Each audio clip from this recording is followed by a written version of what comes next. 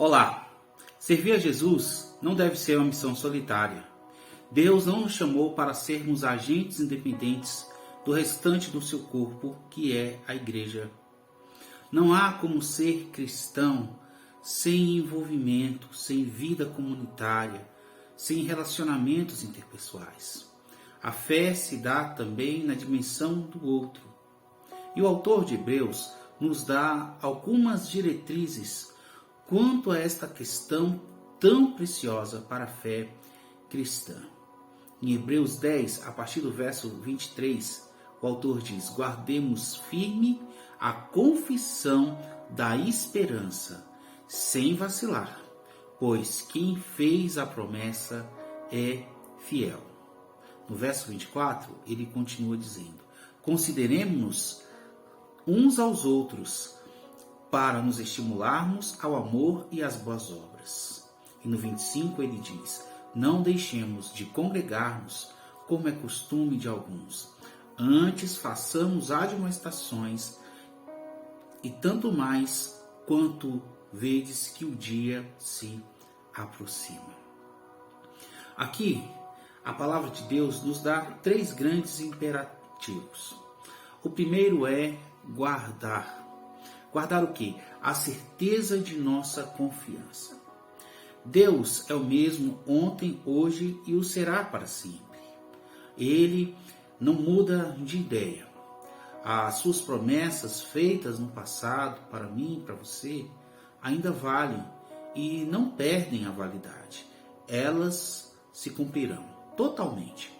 Por isso, devemos permanecer firmes, sem olhar para trás, sem desistir da caminhada.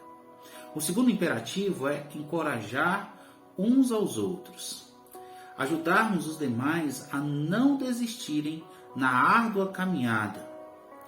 Um pastor chamado John Wesley geralmente relembrava aos primeiros irmãos metodistas as palavras de um amigo: a Bíblia nada conhece acerca de uma religião solitária.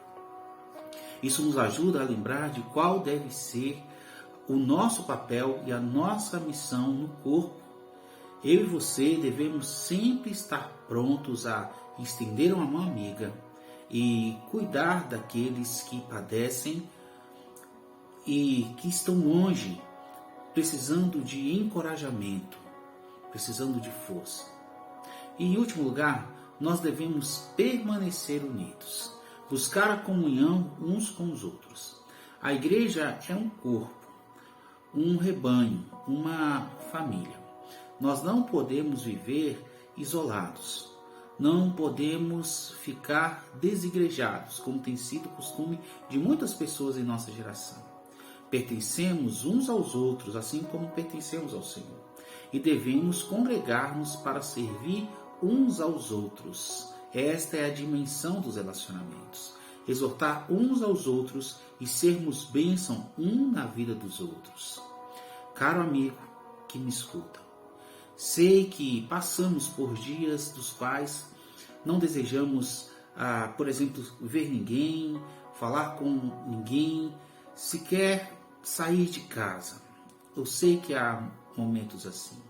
Mas se de fato desejamos crescer na fé, devemos contar com a ajuda de outras pessoas e aquecê-las através da nossa espiritualidade. Com o apoio e o suporte uns dos outros, nós precisamos de outros irmãos para nos ajudarem na caminhada. Que toda e qualquer barreira que exista em nossos corações seja então quebrada pelo amor de Cristo.